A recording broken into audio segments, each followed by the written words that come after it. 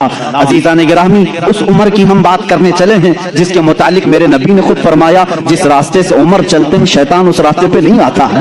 جہاں تک عمر کی خوشبو جاتی ہے شیطان اس سے دور بھاگتا ہے۔ لو کان بعدی نبیا لکان عمر بن الخطاب، حضور صلی اللہ علیہ وسلم فرماتے ہیں اگر میرے بعد کوئی نبی ہو سکتا تو عمر ابن خطاب ہوتے، لیکن میں خاتم النبیین ہوں، میرے بعد کوئی نبی نہیں آ سکتا۔ اس لیے کہ عمر فاروق رضی اللہ تعالیٰ عنہ کی زبان پاک ایسے مشورے ہوتے تھے، کئی مرتبہ کا معاملہ ایسا ہے لوگ الگ الگ مشورے دیتے، حضرت عمر جو مشورہ دیتے تھے اسی کے مطابق قرآن کی آیت آ جاتی تھی۔ حضور صلی اللہ علیہ وسلم نے صرف اتنا فرما دیا تھا، 1400 صحابہ مکہ کے لیے نکلے حضور کے ساتھ عمرہ کرنے کے لیے، سنو عمرہ کرنے کے لیے نکلے، احرام پہن کر کے نکلے، لیکن مکہ کے کافروں نے بیچ راستے میں روک لیا، کہا تم عمرہ نہیں جا سکتے، نہیں جاؤ گے۔ حضور صلی اللہ علیہ وسلم کو ان لوگوں نے بیچ راستے میں روک لیا۔ 35 کلومیٹر مکہ باقی ہے، سوچو 450 کلومیٹر کا فاصلہ ہے مکہ مدینہ، مدینے سے جو چل کر کے صحابہ آئے ہوں تقریباً 400 کلومیٹر چلے ہوں، اور ان کو قریب مکہ کے آ کر کے کہہ دیا جائے اب تم نہیں جا سکتے، عمرہ نہیں کر سکتے، ان کی حالت کیا ہونی چاہیے؟ صحابہ جوش میں تھے، کہا یا رسول اللہ صلی اللہ علیہ وسلم اجازت دیں ہم ان کے پرخچے اڑا دیں۔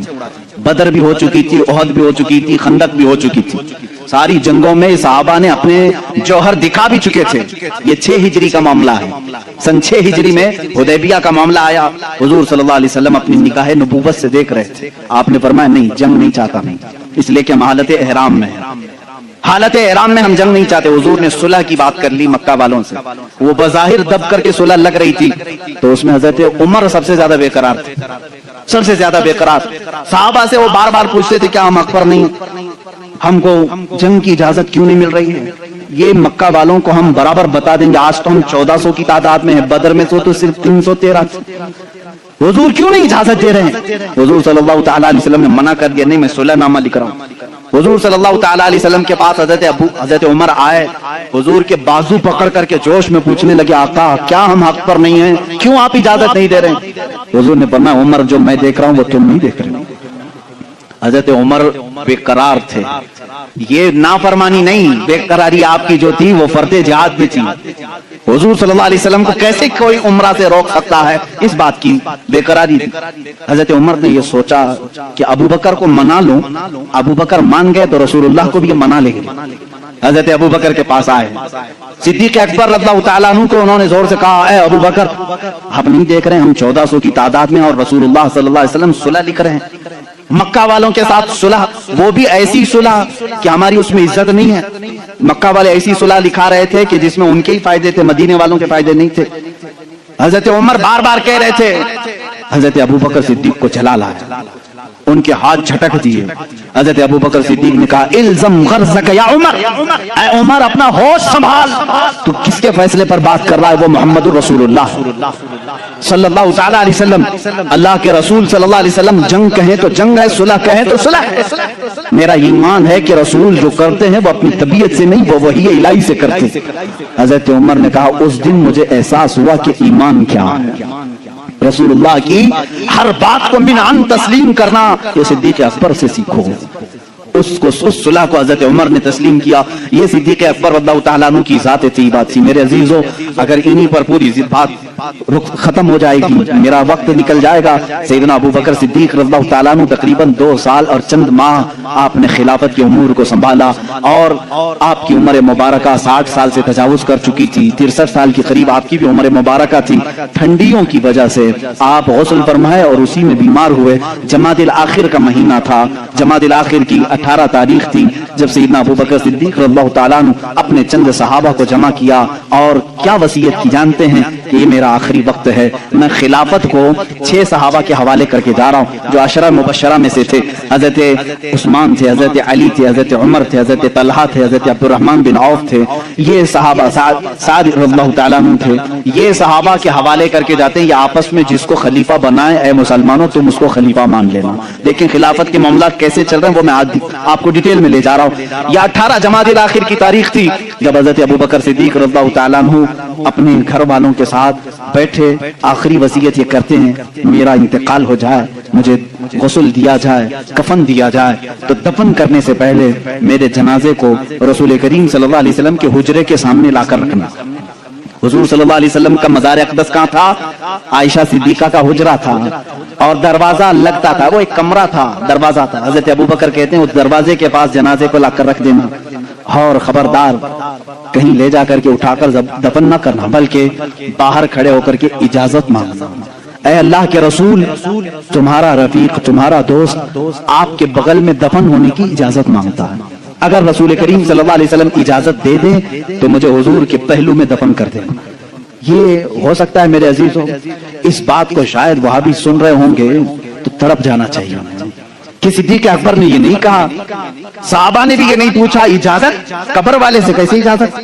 वो रसूल पाक कब्र में है और कहने वाला कोई आम आदमी नहीं, अबू बकर सिद्दीक है, खलीफतुल मुस्लिमीन है रज़ी अल्लाहु अन्हु। साहबा ने भी कुछ भी कहा नहीं। ठीक है, सबको शायद अकीदा वही था जो आज बरेली के इमाम ने हमें दिया है। साहबा का अकीदा वही था, तू जिंदा है वल्लाह, तू जिंदा है वल्लाह, मेरी चश्मे आलम से छुप जाने वाले। इसीलिए उन्होंने नहीं कहा, पूछा नहीं। वफात हो गई, गुस्ल के बाद, तजहीज तकफीन के बाद जनाजा लाया गया और उनके मुताबिक साहबा ने दरवाजे के बाहर खड़े होकर के पूछा भी, ए अल्लाह के रसूल, आपका रफीक, आपका खलील, आपका यार गार आपके पहलू में दफन होना चाहता है।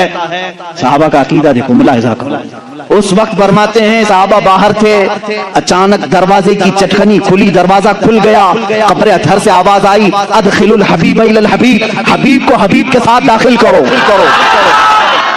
अज़ीज़ान गिरामी, रसूल करीम सल्लल्लाहु तआला अलैहि वसल्लम की इस आवाज को कौन नहीं पहचानता था? सिद्दीक़ अकबर रज़ियल्लाहु तआला अन्हु को इजाजत के बाद दफन किया गया है। हुजूर अकरम सल्लल्लाहु तआला अलैहि वसल्लम के पहलू में वो आराम फरमाए हैं। सिद्दीक़ अकबर की क्या ज़ात है मेरे अजीजों, दुनिया में थे तो रसूल के साथ रहे, कब्र में है तो रसूल के साथ हैं। मेरे आका ने फरमाया, क़यामत की सूर फूंकने के बाद दुनिया की सरजमीन से सबसे पहले उठने वाला मैं होऊंगा, दूसरे नंबर पर अबू बकर सिद्दीक होंगे, तीसरे हज़रत उमर होंगे। हुजूर खुद फरमाते हैं, ऐ लोगों तुम्हें मालूम है महशर के मैदान में मैं किस तरह से आऊंगा? मेरे आका फरमाते हैं, मैं अपनी कब्र से उठूंगा, अबू बकर व उमर उठेंगे, मैं दोनों के हाथों पर कंधे, दोनों के कंधों पर अपना हाथ रख करके मैदान महशर में आऊंगा।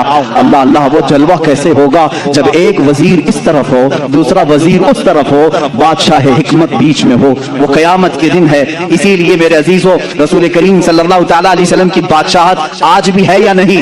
बादशाह किसको तस्लीम करते हो? बादशाह किसको मानते हो?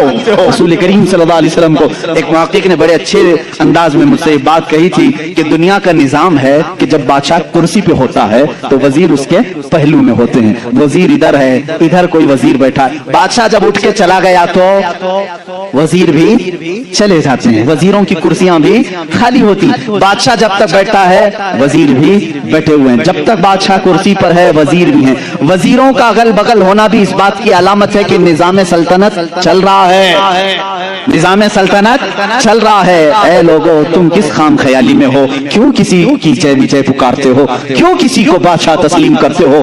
अल्लाह के हबीब मोहम्मद रसूलुल्लाह सल्लल्लाहु अलैहि वसल्लम दुनिया में जब थे तब वो शाह थे, वो बादशाह थे। अपनी कब्र अतहर में जब गए तो एक पहलू में सिद्दीक़ अकबर लेटे हैं और आगे के पहलू में उमर फारूक लेटे हैं। ये इस बात की अलामत है वजीर अब भी अगल बगल हैं और बादशाह अपनी कुर्सी बादशाहत पर कायम है। वो जिंदा है वल्लाह, तू जिंदा है वल्लाह, मेरी चश्मे आलम से छुप जाने वाले। जब तक ये कब्रों का मंजर कायम रहेगा समझना रसूलुल्लाह की बादशाहत कायम रहेगी। आई नई हुकूमत, सिक्का नया चलेगा, आलम में रंग बदला, सुबह शबे विलादत बुझ गई जिसके आगे सभी मशालें, शम्मा वो लेकर आया हमारा नबी। मेरे अजीजों, उस नबी का दौर खत्म नहीं हुआ, उस नबी का दौर अब भी बाकी है, उस नबी का दौर अब भी बाकी है। रसूल करीम सल्लल्लाहु अलैहि वसल्लम के जानिसार सहाबा सिद्दीक़ अकबर रज़ियल्लाहु तआला अन्हु की वफात के बाद जो सहाबा मौजूद थे उन्होंने मशवरे से, जो 6 सहाबा थे, मशवरे से बिल इत्तेफाक सैयदना उमर इब्न खत्ताब रज़ियल्लाहु तआला अन्हु के हाथ में बैत कर ली। ये जमादिल आखिर का महीना था, 13वीं हिजरी थी। यहाँ से हज़रत उमर फारूक ने निज़ाम खिलाफत को संभाला। आपका दौर इतना सुनहरा है, इतना सुनहरा है वो उमर जिसके आधा पे शैदा सकर, इज्जो शान अदालत पे लाखों सलाम। अजीज़ान गिरामी, उस उमर की हम बात करने चले हैं जिसके मुतालिक मेरे नबी ने खुद फरमाया, जिस रास्ते से उमर चलते हैं शैतान उस रास्ते पे नहीं आता है। जहां तक उमर की खुशबू जाती है शैतान उससे दूर भागता है। लौ कान बादी नबिय्यन लकान उमर इब्न खत्ताब। हुजूर सल्लल्लाहु अलैहि वसल्लम फरमाते हैं, अगर मेरे बाद कोई नबी हो सकता तो उमर इब्न खत्ताब होते, लेकिन मैं खातमुन नबिय्यीन हूं, मेरे बाद कोई नबी नहीं आ सकता। इसलिए कि उमर फारूक रज़ियल्लाहु तआला अन्हु की जुबान पाक ऐसे मशवरे होते थे। कई मर्तबा का मामला ऐसा है, लोग अलग अलग मशवरे देते, हजरत उमर जो मशवरा देते थे उसी के मुताबिक कुरान की आयत आ जाती थी। अल मुवाफिक रअयही लिल वही वल किताब, आपका लक़ब दिया गया। पर्दे के मामला जो आए औरतों पर, हजरत उमर के मशवरे से आए। अजान देने के जो अल्फाज हैं हजरत उमर के मशवरे से हैं। ये तमाम मामलात में हजरत उमर ने खुद मशवरा दिया था और अल्लाह ने हुक्म भी वैसे ही नाजिल फरमाया। और हदीस में ये मिलता है कि उमर की जुबान पर अल्लाह के कलमे होते हैं। अल्लाह रब्बुल इज्जत की जो सदाकत है, जो हक्कानियत है, हजरत उमर फारूक की जुबान पर कायम होती है। सैयदना उमर फारूक रज़ियल्लाहु तआला अन्हु ने 10 साल खिलाफत के इस निजाम को संभाला। कितने? 10 साल। लेकिन आपका निजाम ऐसा था, आज पूरी दुनिया में लाखों उमर होंगे, लेकिन सिर्फ अगर आप उमर कहोगे तो जहन पहले उमर इब्न खत्ताब की तरफ जाएगा। लाखों उमर आए गए उसके बाद, लेकिन सिर्फ अगर उमर कहोगे या उमर फारूक कहोगे, किसी का जहन दूसरे उमर की तरफ नहीं जाता, उसी रसूल की उमर की तरफ जाता है। अपने तो अपने गैरों ने भी मिसाल थी, गैरों ने भी मिसाल थी हिंदुस्तान की। यहाँ पर गांधी जी को आप कौन नहीं जानता? नहीं जानोगे तो विटामिन यम भी नहीं रख सकते। गांधी जी ने खुद अपने तहरीर में लिखा है, मौजूद है ये बात। मोहनदास करमचंद गांधी की बात कर रहा हूं कि मेरे पास हमारे पुराने लोगों की तारीख पेश करने के लिए कोई चीज नहीं है, क्योंकि जिन भगवानों का तज़किरा आज किया जाता है, गांधी जी ने कहा मुझे मालूम नहीं वो हकीकत में थे भी कि नहीं थे। ये मैं दूसरों की बात नहीं कर रहा हूं, इसीलिए तो गांधी जी को आरएसएस वाले नहीं मानते। हाँ, साफ बात मैं बता रहा हूं। उन्होंने लिखा है कि मुझे मालूम नहीं कि हमारे मजहब की जो शख्सियत हैं वो हकीकत में थी भी कि नहीं थी, लेकिन हिंदुस्तान की पार्लियामेंट अब कायम होगी तो जो भी संभालेगा मैं उसको 2 नाम दे सकता हूं कि उनकी तरह संभालो, एक अबू बकर, दूसरे उमर का। कहा कि ये 2 नाम खाली ख्याली नहीं है, फील्ड पर थे और करके दिखाया है।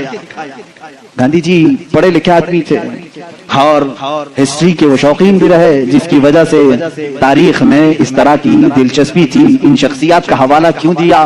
कुछ लोगों ने पूछा भी, कहा कि निजाम खिलाफत, निजाम हुकूमत संभालने का मतलब ये नहीं है कि कुर्सी पर बैठे और किसी किले की फसील पर चढ़ करके सिर्फ चिल्लाए। ये निजाम हुकूमत संभालने का मतलब नहीं है।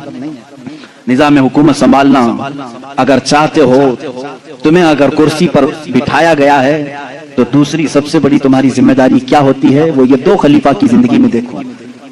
हजरत उमर कहते हैं मैं ढूंढ करके गरीबों की मदद करना चाहता था, जो बेकस है, जो मजबूर है। मुझे मदीने में एक बूढ़ी ऐसी मिली जिसका कोई नहीं था, वो गरीब भी थी, लाचार थी। हजरत उमर कहते मैंने सोचा इस बूढ़ी की खिदमत करूंगा इसके घर में जाकर के, लेकिन किसी को पता न चले। हजरत उमर कहते मैं सुबह जब गया उसके घर पर, उसके घर का कचरा पूरा साफ था, बर्तन धोए हुए थे, उसका बिस्तर झाड़ा हुआ, लेकिन वो औरत अपने बिस्तर से उठने के भी काबिल नहीं थी, बूढ़ी औरत थी। हजरत उमर कहते हैं दूसरे दिन मैं गया, फिर साफ सुथरा था। ये बूढ़ी औरत कैसे काम कर जाती है अपने घर के? तीसरे दिन वो कहते हैं मैं फजर की नमाज से पहले छुप कर देखना चाहता था यह औरत अपने हाथों से कैसे घर की सफाई करती, लेकिन वो कहते मैं चौंक गया। दरवाजे पर एक कोई शख्स आया, कंबल ओढ़े हुए, जल्दी जल्दी झाड़ू झाड़ रहा है, बर्तन मांज रहा है, बिस्तर सलीके से लगा रहा है। अजान हुई और फौरन बाहर निकला। हजरत उमर कहते हैं मैं इस असरार खादिम को देखने के लिए आगे बढ़ा, कंबल उठाया तो वो सिद्दीक़ अकबर थे, खलीफतुल मुस्लिमीन, वक्त का खलीफा। इसीलिए तो खैरों ने मुतासिर होकर के कहा दिन में अगर वो निजाम खिलाफत संभालते थे तो रात को अपनी रियाया की खबरगिरी भी करते थे, रात को अपनी रियाया की खबरगिरी करते थे। यही हाल सैयदना उमर इब्न खत्ताब का है।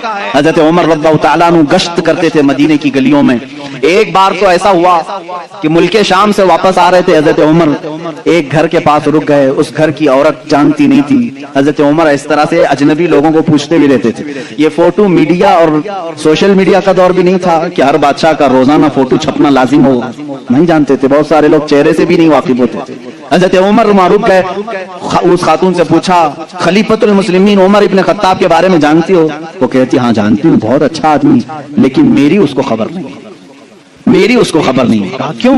کہا مجھ تک اس کا غلہ پہنچا نہیں ہے، میرے گھر میں بھی فاقہ ہے۔ حضرت عمر نے کہا عمر امیر المومنین وہ مدینے میں رہتا ہے، تیرے تک خبر کیسے پہنچے گی؟ اتنی دور تو رہتی ہے ملک شام کے راستے میں۔ اس بوڑھی عورت نے کہا اگر اس کو یہاں تک کی خبر نہیں پہنچ سکتی تو اسے خلیفہ بھی نہیں بننا چاہیے۔ اگر اتنی دور کی کسی غریب کی خبر اس کو نہیں پہنچتی تو اسے خلیفہ بھی نہیں ہونا چاہیے۔ حضرت عمر اس رات اتنا روئے کہ ان کی داڑھی بھیگ گئی۔ سچ کہا اس خاتون نے، گئے بازار سے سامان خرید کر اپنے کندھے پر اٹھا لائے اور اس عورت کے گھر پہنچا ہے۔ ایک گھر مدینے کا ایسا بھی آپ نے دیکھا جہاں رات کو عورت اپنے بچوں کو تھپک کر سلاتی تھی اور ہانڈی میں کچھ جل رہا ہوتا تھا، آگ لگی ہے، ہانڈی میں پکنے کی آواز آتی۔ حضرت عمر دیکھ رہے تھے، آواز سن رہے تھے، بچوں کو ماں کہہ رہے سو جاؤ سو جاؤ، بچے کہہ رہے ماں تو روزانہ یہی بول کے سلاتی ہے، 2 دن سے پک رہا ہے، کب پکتا ہے، ہم رات کو بھوکے سو جاتے۔ حضرت عمر دستک دیتے ہیں، اس گھر والی سے پوچھتے ہیں کیا معاملہ ہے؟ کہا گھر میں کچھ بھی نہیں۔ پھر یہ ہانڈی میں کیا ہے؟ کہا پانی اور پتھر رکھی ہوں بچوں کو بہلانے کے لیے، کہ اسی آس میں سو جائیں گے۔ حضرت عمر رضی اللہ تعالیٰ عنہ فرماتے ہیں مجھے اس کی خبر نہیں ہوئی، بیت المال میں گئے، پورا تھیلا اٹھایا آٹم کا، اناج کا، اپنے کندھے پر لے کر نکلے۔ ان کی غلام نے کہا یہ ہمیں دے دیں، ہم لے کر چلتے ہیں۔ سختی سے کہا قیامت کے دن کیا تو میرے اعمال کا بوجھ اٹھا پائے گا؟ مجھے اٹھانے دے۔ لے کر کے آئے، نقاب باندھے ہوئے تھے اپنے چہرے پر۔ اس خاتون سے کہا میں روٹیاں پکاتا ہوں۔ گھر میں داخل ہو کر آٹا گوندھا، روٹیاں پکائی، بچوں کو جگایا، ان کا منہ دھویا اور روٹیاں انہیں پروسنے لگے۔ وہ خاتون کی آنکھوں میں آنسو آ گئے، کہا تجھ جیسا فرشتہ اللہ نے اتارا ہے، میرے گھر کئی دنوں کے بعد غذا آئی ہے۔ اس خاتون سے حضرت عمر نے پوچھا عمر کے بارے میں تمہارا کیا خیال ہے؟ عمر کے بارے میں تمہارا کیا خیال ہے؟ وہ کہتی ہے بہت نیک ہے، خلیفہ رسول ہے، لیکن کیا کروں مجھ جیسی غریب کی فریاد شاید اس تک نہیں پہنچی۔ اگر میرے بچے بھوکے مر گئے تو میں قیامت کے دن یہ شکایت ضرور کروں گی۔ حضرت عمر ہچکیاں لگ گئیں، زور سے ہچکیاں آ گئیں حضرت عمر کو۔ وہ خاتون کہنے لگی میرے بھائی تجھے کیوں اس بات کا خوف ہے؟ تجھے کیوں اس بات کا ڈر ہے؟ تو کیوں رو رہا ہے؟ حضرت عمر جن کی آنکھیں لال ہو چکی تھی، غم کی وجہ سے بدن پہ کپ کپی تھی، نقاب ہٹایا، اس خاتون کو کہا عمر ابن خطاب میں ہی۔ وہ خاتون مچل گئی اور کہا اے رب ذوالجلال تو گواہ ہو جا، میں عمر کی یہاں پر بھی گواہی دیتا ہوں اور قیامت کے دن بھی گواہی دوں گی کہ اگر کسی غریب کی خبر گیری کوئی کر سکتا ہے تو وہ عمر ابن خطاب ہے۔ 1 سال پورے مدینے میں قحط آ گیا، وہ پورے سال تک حضرت عمر فاروق نے سالن نہیں کھایا، سالن نہیں کھایا، روٹی کو پانی میں بھگوتے تھے، کھاتے تھے۔ لوگ کہتے تھے آپ کیوں نہیں کھا رہے ہیں، آپ خلیفہ ہیں؟ کہتے تھے قحط کا دور ہے، پتہ نہیں کون بھوکا ہے اور کون کھایا ہے، میں اس وقت تک نرم نہیں کھاؤں گا جب تک میری پوری رعایا خوشحال نہ ہو جائے۔ حضرت عمر کا یہ نظام تھا جس کے بعد حالات ایسے ہو گئے، صرف 2.5 سال کے بعد، صرف 2.5 سال کی خلافت کے بعد مدینے کے حالات یہ تھے میرے عزیزو، مدینے والے اپنی زکوٰۃ لے کر باہر آتے تھے، لینے والا کوئی نہیں تھا، زکوٰۃ لینے والا کوئی نہیں، سب زکوٰۃ دینے والے تھے۔ سیدنا عمر ابن خطاب رضی اللہ تعالیٰ عنہ نے اتنا کیپیبل کر دیا تھا، حضرت معاذ بن جبل یمن سے وہاں کا مال غنیمت مدینے میں بھیجتے ہیں حضرت عمر کے پاس کہ مدینے کے غربا اور مساکین میں یہ بانٹ دیں، بہت مال آیا تھا۔ حضرت عمر نے وہ زکوٰۃ کے مال کو حضرت معاذ بن جبل پر یہ کہہ کر کے واپس کر دیا مدینے میں اب کوئی فقیر نہیں رہ گیا، سب زکوٰۃ نکالتے ہیں، اس کا کوئی مستحق نہیں، یمن میں ہی بانٹ دو۔ حضرت معاذ نے پھر دوبارہ بھیجا کہ یمن میں بھی کوئی فقیر باقی نہیں ہے، جو تھے ان کو بانٹنے کے بعد یہ بھیجا گیا ہے۔ حضرت عمر نے وہ مال دور کے کسی ملک بھیجا جہاں فقراء و مساکین تھے۔ یہ نظام عدل اگر کوئی قائم کر سکتا ہے تو وہ عمر ابن خطاب ہے۔ रज़ी अल्लाह ताला। और जानते हैं पूरी कायनात के लिए, पूरी दुनिया के लिए हजरत उमर के वो काम जो आज भी दुनिया उनकी प्यासी है। और पार्लियामेंट के लॉ बनाने वालों के लिए मेरा चैलेंज है, उमर इब्न खत्ताब के बनाए हुए कवानीन को छोड़कर आज पूरी दुनिया की किसी पार्लियामेंट में मुकम्मल लॉ कोई बना ही नहीं सकेगा। इसलिए कि जराइम के कवानीन, बच्चों के कवानीन, औरतों के कवानीन, बूढ़ों के कवानीन, सबके कवानीन सबसे पहले हजरत उमर फारूक ने मुरतब किए। और जानते हैं कि लेआउट बनाने वाला सिस्टम, डेवलप करने वाला सिस्टम, सिटी बनाने का प्लान सैयदना उमर फारूक का दिया हुआ है। सबसे पहले बसरा और कूफा आपने बनाया था, यानी मास्टर प्लानिंग के साथ सिटी बनाई गई। रोड बनाने का सबसे पहला काम हजरत उमर फारूक ने किया है। तारीख सबसे पहले हजरत उमर फारूक ने कायम की। बैतुल माल का निजाम सबसे पहले हजरत उमर ने कायम किया है। मस्जिदों के मुअज्जिन और मस्जिदों के इमामों के लिए तनख्वाह का सिस्टम हजरत उमर फारूक ने कायम किया है। और इतना ही नहीं, अदल का हाल तो ऐसा था कि किसी के साथ कोई रियायत नहीं, किसी के साथ कोई रियायत नहीं, चाहे वो कोई भी हो। मिस्र के गवर्नर के बारे में लोगों ने सिर्फ इतना कहा कि इनके यहाँ बहुत कीमती घोड़ा है, बहुत पैसों का घोड़ा है और इनका लिबास बहुत महंगा है, ये गवर्नर हैं। हजरत उमर के पास ये शिकायत आई, उनको बुलाया और बुला करके कहा, तू रियाया के साथ क्या करने के लिए तुझे भेजा गया? वहां के पैसों से तूने कीमती घोड़ा खरीदा, कीमती लिबास पहना। वो उनकी गवर्नरी को माजूल करके 100 बकरियां खरीद करके उनको दिया कि अब जिंदगी भर ये बकरियां तू चराएगा। बकरियां चराने पर गवर्नर को रख दिया। ये उनके मामलात में फिर कोई कुछ नहीं कह सकता था। बड़े बड़े सहाबा, हजरत साद इब्न अबी वक्कास को माजूल कर दिया था। खालिद बिन वलीद रज़ियल्लाहु ताला अन्हु, जिनको सैफुल्लाह कहा जाता है, जिस जिहाद में भी वो जाते थे फतह होना लाजमी हो जाता था, ये तो सबको मालूम है। हजरत खालिद बिन वलीद अपनी जिंदगी में इतनी जंगें की हैं, कोई जंग में शिकस्त नहीं हुई। उनका ये फख्र था, जब जिहालत में थे ना, इस्लाम नहीं लाए थे, वो जंगे उहद के सिपह सालार बन के आए थे, उसमें भी उनको ही फतह मिली थी। कहते कुफ्र की हालत में भी अल्लाह ने फतह ही दी थी, इस्लाम में आए तब भी अल्लाह ने फतह ही लिखी थी। हजरत खालिद बिन वलीद एक ऐसे जर्नेल का नाम है जिसका नाम कयामत तक कायम रहेगा। लेकिन हजरत उमर फारूक रज़ियल्लाहु ताला अन्हु ने सिपह सालारी से उनको माजूल कर दिया। सस्पेंड करना मामूली बात नहीं, लेकिन हजरत उमर क्यों करते थे जानते हैं? बाज लोग इसको नुक्ताचीनी करते हैं, हजरत उमर इसको हटाए उसको हटाए। हजरत उमर फारूक रज़ियल्लाहु ताला अन्हु के पास कुछ लोग सिफारिश लेकर के आए, खालिद बिन वलीद के बगैर जिहाद का मैदान कैसे होगा? उनको आपने माजूल किया। कहा माजूल किया हूं, लेकिन सिपाही बनकर वो जाएंगे, सिपाही बनकर के जाएंगे, सिपाही सालार कोई और होगा। साहबा ने पूछा, इस फैसले को लेने में कोई हिकमत है अमीरुल मोमिनीन? अल्लाह अल्लाह, तवक्कुल देखें। अमीरुल मोमिनीन ने कहा, हाँ जरूर हिकमत है। मैं मुसलमानों को ये बताना चाहता हूँ कि कोई जिहाद, कोई जंग खालिद बिन वलीद की वजह से फतह नहीं होती, अल्लाह की मदद से होती है। सारे लोग ये डिपेंड होकर के ना बैठ जाएं कि इसी की वजह से होती है। मैं इस उसूल को तोड़ना चाहता हूँ, फतह जो मिलती है वो अल्लाह की तरफ से होती है। ये यकीन देना था, बस इसलिए मैंने माजूल किया है। और यकीन तवक्कुल ऐसा हजरत उमर फारूक रज़ियल्लाहु ताला अन्हु का किताबों में लिखा है। मिस्र के गवर्नर, उन्होंने एक बुरी रस्म के मुतालिक खत लिख करके भेजा। दरियाए नील सूख जाता था हर साल, वहां के लोग अपनी 16 साल की एक नौजवान लड़की को ज़बह करते, उसकी बलि चढ़ाते थे और खून जो है दरिया नील में बहाते। उनका अकीदा था बलि देने के बाद फिर दरिया जोश मारकर ऊपर आ जाता था। हर साल ऐसा होता था।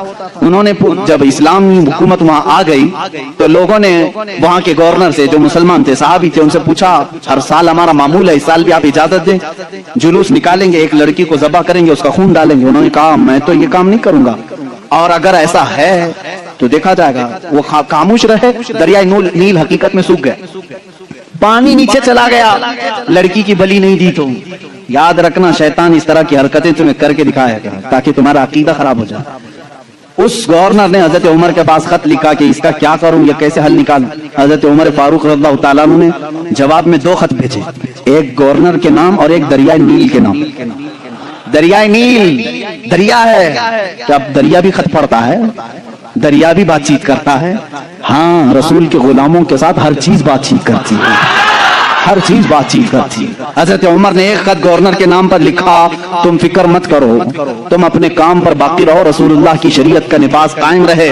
और रही बात दरिया जो सूखता है, मैं इसको लेटर लिख रहा हूँ, اس کو خط لکھا کیا بسم اللہ الرحمن الرحیم اے نیل، یہ خط عمر ابن خطاب رسول اللہ کے خلیفہ کی طرف سے دریائے نیل کے لیے۔ میں کہتا ہوں اے نیل، اگر تو اپنی مرضی سے بہتا ہے تو ہمیں تیرے پانی کی ضرورت نہیں، اور اگر تو اللہ کے حکم سے بہتا ہے تو عمر ابن خطاب رسول کی خلافت کو جو قائم کیا ہے حکم دیتا ہے کہ اللہ کے حکم سے جاری ہو جا۔ اتنا لکھا اور کہا یہ دریائے نیل کو دینا اور یہ مصر کے گورنر کو دینا۔ خط لے کر کے قاصد آیا، قاصد نے گورنر کو خط پکڑا ہے، گورنر کے نام پر تھا، وہ پہنچا، دریائے نیل کے نام پر تھا جو دریائے نیل کو دیا گیا۔ اس وقت موجود مصر کے سارے لوگ شاہد ہیں، اسی وقت دریائے نیل کا پانی جوش مار کر 16 گز اوپر آ چکا تھا۔ آج تک دریائے نیل دوبارہ کبھی نہیں سوکھا، 14 صدیاں گزر گئی۔ میں خود دریائے نیل کی کشتی کی سواری کر چکا ہوں۔ مصر میں 5 سال تک قاہرہ میں پانی برستا نہیں، بارش نہیں آتی۔ 5 سال، تقریباً 4 سال تک رہے، ایک دن بھی بارش نہیں دیکھی۔ 5 سال تک بارش نہیں آتی، لیکن دریائے نیل میں جاؤ تو لبالب بھرا رہتا ہے۔ ایسا لگتا ہے کہ خط کا اثر آج بھی باقی ہے۔ رسول اللہ کے غلاموں کی حکومت ہر شے پر قائم ہے، ہر شے پر قائم ہے۔ اللہ کے نبی صلی اللہ علیہ وسلم کے ان خلفاء نے پوری دنیا پر حکومت کی، کیوں نہ حکومت کریں؟ اس لیے کہ یہ تابع تھے اللہ اس کے رسول کے، تو اللہ نے یہ وعدہ کیا ہے ان تنصروا اللہ ینصرکم، اگر تم اللہ کے دین کی مدد میں لگے رہو اللہ پوری کائنات کو تمہاری مدد میں لگا جائے گا، تمہاری مدد میں لگا دے گا۔ وہ صحابہ کیسے تھے جو میڈیٹرین سی آج بھی موجود ہے، بحر متوسط، عرب سے یورپ میں جانا تھا، کچھ صحابہ کرام وہ بھی ہیں جنہوں نے ایک دریا کے پاس آ کر گھوڑے روک لیے، دریا سامنے سمندر ہے، ادھر کے کنٹری میں جانا ہے، کشتیاں کسی کے پاس نہیں۔ جو جرنیل صحابی تھے، سپہ سالار، سبوں نے کہا کیا کریں، یہاں دریا کشتی کوئی نہیں لایا، ہم واپس چلیں، دوسرا کوئی راستہ دیکھیں۔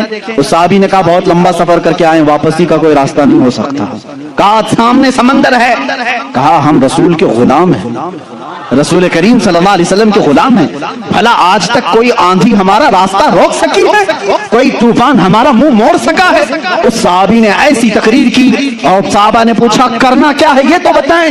سپہ سالار صحابی نے کہا اللہ کا نام لو، گھوڑے دوڑاؤ، سمندر میں چلتے چلو۔ وہ صحابہ کہتے ہیں سپہ سالار صحابی آگے بڑھتے رہے، سمندر میں گھوڑے دوڑتے رہے، یہاں تک کہ پورے سمندر کا سفر طے ہو گیا، کسی گھوڑے کی ٹاپ پر ایک بوند پانی تک نہ لگا۔ دشت تو دشت ہے، اقبال نے اسی کے لیے کہا دشت تو دشت ہے، دریا بھی نہ چھوڑے ہم نے، بحر ظلمات میں دوڑا دیا گھوڑے ہم نے۔ دی اذانیں کبھی یورپ کی کلیساؤں میں تو کبھی افریقہ کے تپتے ہوئے صحراؤں میں، آ گیا عین لڑائی میں گر وقت نماز، قبلہ روحوں کی زمین بوس ہوئی قوم حجاز، ایک ہی صف میں کھڑے ہو گئے محمود و ایاز، نہ کوئی بندہ رہا نہ کوئی بندہ نواز۔ یہ ہماری تاریخ ہے، یہ ہماری شان ہے۔ سیدنا عمر ابن خطاب رضی اللہ تعالیٰ عنہ کے دور خلافت کے سنہرے کام بہت طویل ہے میرے عزیزو۔ اس نظام عدل کو میں آج بھی چیلنج کرتا ہوں۔ غسان کا ایک بادشاہ اسلام میں آیا ہے، اسلام قبول کر کے آیا ہے، حج کے لیے نکلے خوشی میں سارے مسلمان، حضرت عمر بھی اس میں ساتھ میں تھے، خلیفہ تھے۔ طواف کے دوران اس بادشاہ کی لنگی پر ایک مسلمان کا پیر پڑ گیا، لنگی سرک گئی، اس نے اپنی بے عزتی محسوس کی، تھپڑ مارا کعبے کے سامنے، اس مسلمان کو بہت اس نے مارا، وہ زخمی ہو گئے۔ انہوں نے شکایت کی حضرت عمر فاروق کے پاس۔ عادل، وہ عدل کی پیکر جو نظام رسول سے ذرا برابر ہٹ کر کبھی فیصلہ نہیں کرتا۔ حضرت عمر کا فیصلہ تو وہ ہے کہ ایک بندہ یہ حضور کے پاس فیصلہ لے کر کے آیا تھا، معلوم ہے، ایک یہودی اور ایک مسلمان زمین کے جھگڑے میں فیصلہ کیا، حضور نے فیصلہ کیا یہودی کے حق میں یہ زمین تو چھوڑ دے، لیکن وہ مسلمان منافق تھا، دل میں بغض تھا، اس نے کہا میں رسول کا فیصلہ نہیں مانتا، عمر کے پاس فیصلہ لیں گے، عمر کے پاس کریں گے۔ وہ یہودی کو یقین تھا جو رسول فیصلہ کریں گے وہی عمر بھی کریں گے، لیکن یہاں معاملہ بدل گیا، معاملہ بدل گیا۔ وہ منافق یہ سوچتا تھا کہ عمر کو میں اپنی باتوں میں لے لوں گا، یہ یہودی ہے ہمارے دشمن، زمین میرے حوالے کر دی جائے۔ حضرت عمر کے پاس دونوں گئے اور کہا ہمارا معاملہ ایسا ایسا ہے۔ اس یہودی نے کہا اے عمر ایک بات سن لو، یہ فیصلہ تمہارے نبی کے پاس ہوا تھا۔ کہا انہوں نے کیا کہا میرے حق میں انہوں نے زمین کا فیصلہ کیا۔ پھر اس نے کیا کیا؟ کہا یہ نہیں مانتا، یہ کہتا ہے عمر کے پاس فیصلہ کرے۔ اللہ اللہ، کہا میں تو پھر اس کا فیصلہ کرتا ہوں۔ حضرت عمر اندر گئے، تلوار لائے، اس کی گردن اڑا دی، کہا جو رسول کا فیصلہ نہ مانے عمر اس کا فیصلہ ایسی کرتا ہے۔ یہ بات مدینے میں مشہور بھی ہو گئی، مسلمان کا قتل کر دیا عمر نے۔ حضور نے ان کو بلایا اور کہا کہ تم نے ایک مسلمان کا قتل کیا؟ کہا میں اس کو مسلمان مانتا ہی نہیں جو آپ کو حکم نہیں مانتا۔ لیکن اگر میں غلطی پر ہوں تو یا رسول اللہ مجھے سزا دے دیں۔ اس وقت تک آیت نہیں آئی تھی، آیت نازل ہوئی، فلا وربک لا یؤمنون حتی یحکموک فیما شجر بینہم، اے رسول قسم ہے تمہارے رب کی، اللہ فرما رہا ہے، اللہ فرما رہا ہے اے رسول تمہارے رب کی قسم، وہ ایمان والا ہو ہی نہیں سکتا جو اپنے آپسی معاملات میں آپ کو حکم نہیں مانتا۔ حضور نے فرمایا تب تو عمر نے صحیح فیصلہ کیا۔ اس فیصلے کے حامل علمبردار عمر کے پاس رضی اللہ تعالیٰ فیصلہ لے کر کے آئے غسان کے بادشاہ اور ایک عام مسلمان کا۔ وہ بادشاہ ہے پہلے عیسائی تھا، مسلمان ہوا چند دن پہلے مسلمان ہوا ہے۔ دونوں کا فیصلہ آیا، حضرت عمر نے پوچھا کیا معاملہ ہے؟ وہ غسان کے بادشاہ نے کہا اے عمر امیر المومنین، کیا مجھے بھی کٹہرے میں کھڑا کریں گے؟ میں بادشاہ ہوں غسان کا، آپ مجھے اپنے بازو میں بٹھائیں۔ حضرت عمر نے کہا آج مقدمہ ہے، بادشاہ نہیں، تم بھی وہیں کھڑے رہو گے جہاں مقدمہ کرنے والا کھڑا ہے۔ دونوں کو کھڑا کیا، معاملہ پوچھا تو اس کے بعد حضرت عمر نے کہا تم نے زیادتی کی، اس کا غلطی سے پیر پڑا ہے، ہاں اگر تمہیں لگتا ہے کہ اس نے تمہاری بے عزتی کی تو سزا بھی تھوڑی ہونی چاہیے تھی، لیکن جتنا تم نے اس کو مارا ہے یہ اس کا حق ہے۔ کہا کیا فیصلہ ہوگا؟ حضرت عمر نے کہا اس عام مسلمان سے جتنے تھپڑ زیادہ اس نے لگائے تو بھی لگاتے، یہ فیصلہ جتنا اس نے زیادہ مارا ہے تو مار۔ وہ غسان کا بادشاہ کہتا ہے بادشاہ کو عام آدمی مارے گا؟ حضرت عمر نے کہا ہاں مارے گا، یہ نظام رسول ہے، یہ نظام رسول ہے، یہ قیصر اور کسریٰ کی حکومتیں نہیں ہیں، یہ اللہ کے نبی کی قائم کی ہوئی عدالت ہے۔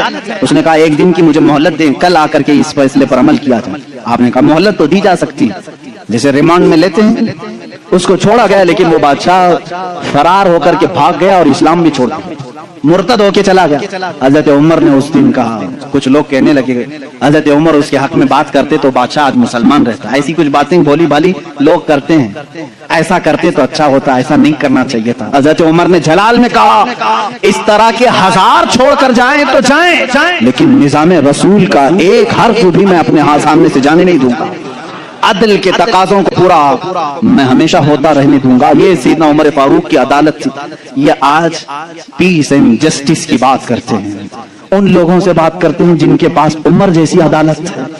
اے میرے عزیزو، عدالت کے نام پر آج بڑا دھبا ہے، یہاں پر بہت سارے معاملات ہو سکتا ہے، بہت سارے لوگ میرے اوپر اس بات کا بھی کیس کر دیں کہ یہ حد کی عدالت ہے، عدالت کی بے عزتی کرتا ہے، ہو سکتا ہے۔ میرے عزیزوں میں اس عدالت کی عزت کرتا ہوں جہاں عدالت ہوتی ہے، میں اس کو جج اور عادل نہیں مانتا جو پارلیمنٹ کی سیٹ کی بھوک میں مسجدیں بیچ دیتا ہو، میں اس کی عدالت کو نہیں تسلیم کرتا جو ایک قلیل جماعت کو نظر انداز کر کے حاکم پارٹی کی طرف بولتا ہے۔ میرے عزیزو ایسے لوگ دنیا میں بہت سارے آئے جو ضمیر فروش ہوتے ہیں، ہندوستان بھی اسی ڈگر پر چلنے لگ گیا۔ اب تک دنیا کی سب سے بڑی ڈیموکریسی، سب سے بڑی جمہوریت ہندوستان میں تھی، جہاں پر نظام ایسا تھا، ہمارا عدلیہ کا نظام بہت اچھا تھا، ہماری کورٹ جتنی تھی یہاں پر سب کے ساتھ برابر کا سلوک کیا جاتا تھا، ہندو ہو مسلم ہو۔ آج بھی بہت سارے جج ہیں جو اوتھ لیتے ہیں کہ میرا دین، میرا مذہب، میرا سب کچھ انصاف ہوگا، سمویدھان ہوگا، میں سامنے کسی کو نہیں دیکھوں گا۔ دیکھتے نہیں آپ جج کے سامنے پٹی باندھے ہوئے ایک مورتی کو رکھا جاتا ہے، کیوں؟ قانون جب بھی ہوتا ہے وہ سامنے والے کو دیکھ کر کے نہیں، اس کے پروف ثبوت دیکھ کر کے۔ لیکن یہاں پر اب عام بچے کو بھی بیوقوف بنایا جا رہا ہے۔ میں اس بات کی آواز اٹھانا چاہوں گا، اس ظلم کو بند کرو، اس ظلم کو بند کرو، اور یہ ڈکٹیٹرشپ جو لائی جا رہی ہے، اس جمہوریت کو ختم کر کے، قتل کر کے، دیکھنا چند دنوں کے بعد یہ سارے نظام ختم کرنے کی بات کریں گے۔ آج مسلمانوں کے خلاف ایک زہر پھیلایا جا رہا ہے، اسی طرح چند دنوں کے بعد اب دلتوں کی باری آئے گی، اس لیے کہ یہ دلتوں کو بھی ایک آنکھ نہیں بھاتے، یہ کبھی پسند نہیں کرتے، یہ 2000 سال پرانا نظام منوسمرتی کا لانا چاہتے ہیں جہاں صرف چند لوگوں کی حکومت ہوگی۔ جانتے ہیں، تاریخ اٹھا کر کے پڑھو، اسی سرزمین پر ایسے ظلم کیے گئے ہیں جہاں چند برہمنوں نے کم ذات کے لوگوں کے کان کاٹے ہیں، جہاں لوگوں کے کانوں میں گرم تیل ڈالے ہیں، اسی سرزمین پر کم ذات کے لوگوں کو کوڑا کرکٹ میں گھر بنانے پر مجبور کرتے تھے، جہاں اعلیٰ ذات کے لوگوں کے پیشاب پخانے ہوتے تھے وہاں دلت برادری کو رکھنے پر ہی مجبور کرتے تھے، ہر ایک کے گلے میں رسی باندھ کر ایک مٹکا لٹکاتے تھے کہ تھوکنا ہے تو دلت زمین پر تھوک نہیں سکتا، اس مٹکے میں تھوکے گا، اس لیے کہ اس کا تھوک زمین پر پڑے تو یہ آپ شگن سمجھتے تھے۔ उस पूरे निजाम को, यहाँ पहले हिंदुस्तान में ये सारी चीजें चली हैं, कास्टिज्म, जात बिरादरी, ऊंच नीच के मामलात चलते रहे, लेकिन मैं समझता हूं कि हिंदुस्तान को जब आजादी मिली, भारत को जो आजादी मिली 1947 के बाद, सबों ने मिलकर के एक संविधान बनाया था, अदल इंसाफ का सब लोगों ने हलफ उठाया था, इसमें सबका हिस्सा बराबर का होगा, सब लोगों ने कुर्बानी दी है, सबके लिए निजाम एकसा होगा, बराबर होगा, और सबकी दीन का, सबके रिलीजियन का मान सम्मान किया जाएगा। लेकिन अब जो हालात हैं मेरे अजीजों, ये दूसरी डगर पर चल पड़े। अब यहाँ पर उस संविधान को ये खत्म करने की बात कर रहे हैं जो अंबेडकर की सरपरस्ती में बनाए गए थे, उसको खत्म करके ये नए संविधान की बात करने जा रहे हैं। चंद दिनों के बाद ये वोटिंग पावर भी खत्म करने की बात करेंगे। तुम सबको वोट देने का भी हक नहीं होगा, ठहरने की, उम्मीदवार होने की बात तो दूर है। मैं इस निजाम की खुल्लम खुल्ला मुखालिफत करता हूं और मजम्मत करता हूं, मैं मजम्मत करता हूं। हमारे लिए वही भारत और वही हिंदुस्तान अच्छा है जो हमारे बड़ों ने अपने खून की कुर्बानी से आजाद किया है। आप सब उसी भारत को तस्लीम करेंगे या नए नवेले भारत को? हम इस नवे नवेले भारत को जिस डगर पर ये ले जा रहे हैं कास्टिज्म के ऊपर, हम उसको नहीं तस्लीम करते। हम उस भारत को, उस संविधान को मानते हैं जहां अदल सबके लिए बराबर हो, सबके लिए बराबर हो। सुप्रीम कोर्ट को आजाद रखा जाए, वो सबके साथ बराबर का इंसाफ कर सके, चाहे वो तख्त पर बैठा हुआ आदमी हो, चाहे वो गरीब आदमी हो, सबके साथ बराबर का अदल कर सके। हिंदुस्तान ही की बात मैं अगर बताऊं, यहाँ पर एक बादशाह ऐसा भी गुजरा जिसके एक तीर से एक बच्चे की मौत हो गई थी, एक बच्चे की मौत हो गई। औरत जो बच्चे की मां थी वो मुकदमा कर दी चीफ जस्टिस के पास। उस वक्त के जो चीफ जस्टिस थे काजी सिराजुद्दौला, उन्होंने तलब किया बादशाह को, बादशाह को तलब किया। इसी हिंदुस्तान की बात कर रहा हूं। औरत एक जगह खड़ी है, वक्त का बादशाह एक जगह खड़ा है। औरत ने कहा मेरे बच्चे को इनके तीर से मौत हो गई। बादशाह शिकार खेल रहा था, चूक के तीर लग गया। बादशाह ने कहा हाँ मेरा तीर लगा तो है, गवाह भी हैं, सिपाही भी गवाह हैं, औरत भी गवाह है। दो ऑप्शन होते हैं मौत के बाद, किसी का कुछ कत्ल हो गया अनजाने में, चूक कर अगर कत्ल हो गया, दो ऑप्शन इस्लाम देता है। उस औरत को काजी ने कहा तेरे पास दो ऑप्शन है, चाहे तो अपने बच्चे की मौत पर दियत ले ले, कुछ पैसे ले ले बादशाह से और उसे माफ कर दे, या चाहे तो जान के बदले जान ले ले। बादशाह की जान भी ले सकती है। काजी ने फैसला सुना था, ये नहीं कि बादशाह को छोड़ देना है, दोनों ऑप्शन औरत के ऊपर। वो औरत ने जब देखा कि अदल का ये पैकर इस्लामी निजाम है, बादशाह के तीर लगा है और काजी सही सही फैसला दे रहा है, उस औरत ने कहा अगर ये काजी आज इस तरह का सही फैसला दे रहा है तो इस तरह के बादशाह की वजह से ही, बादशाह ऐसा होगा इसीलिए काजी ऐसा है। उस औरत ने कहा मैं इस बादशाह की जान बख्शती हूँ, मेरे बच्चे के लिए जो दियत बनती है वो बादशाह मुझे देते। बादशाह ने जितनी दियत बनती थी उससे ज्यादा उसे दिया।